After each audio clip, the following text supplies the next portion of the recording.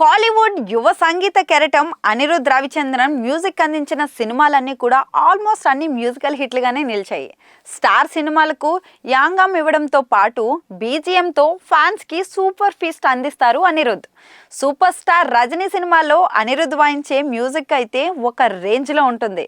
ఇలా ప్రతి సినిమాకు తన మార్క్ మ్యూజిక్తో సత్తా చాటుతున్నాడు అనిరుద్. అయితే అలాంటి అనిరుద్ని మ్యూజిక్ డైరెక్టర్ చేసింది హీరో ధనుష్ అని తెలిసిందే. Anirudh Dhanush combo ever green hit.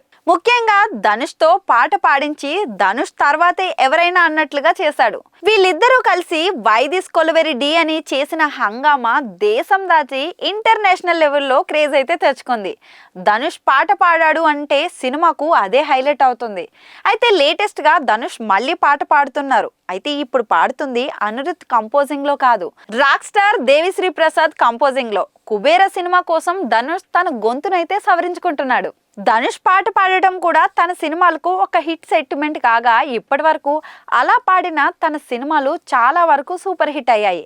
అయితే ధనుష్ ఇప్పటి వరకు ఎక్కువగా అనిరుద్ మ్యూజిక్ డైరెక్షన్లోనే పాట పాడారు. కానీ ఎప్పుడూ లేనిది దేవిశ్రీ ప్రసాద్తో కలిసి సాంగ్ పాడుతున్నారు. ఈ సాంగ్లో దేవి తన మార్క్ చూపించాలని చూస్తున్నారు. అయితే అనిరుద్ సాంగ్తో పోటీ పడి కాదని దేవి కంపోజింగ్లో ధనుష్ పాట అనేసరికి ఫ్యాన్స్లో ఎగ్జైట్మెంట్ అయితే మొదలైంది. ముఖ్యంగా శేఖర్ కమల లాంటి డైరెక్టర్ చేస్తున్న కుబేర సినిమా కోసం ధనుష్ పాట పాడడం ఆ సినిమాకే హైలైట్ అయ్యేలా ఉంటుందని అంటున్నారు. మరి అనిరుద్ సాంగ్ని బీట్ చేసేలా దేవి ఈ పాట కంపోజ్ చేస్తాడా లేదా అన్నది మాత్రమే చూడాలి.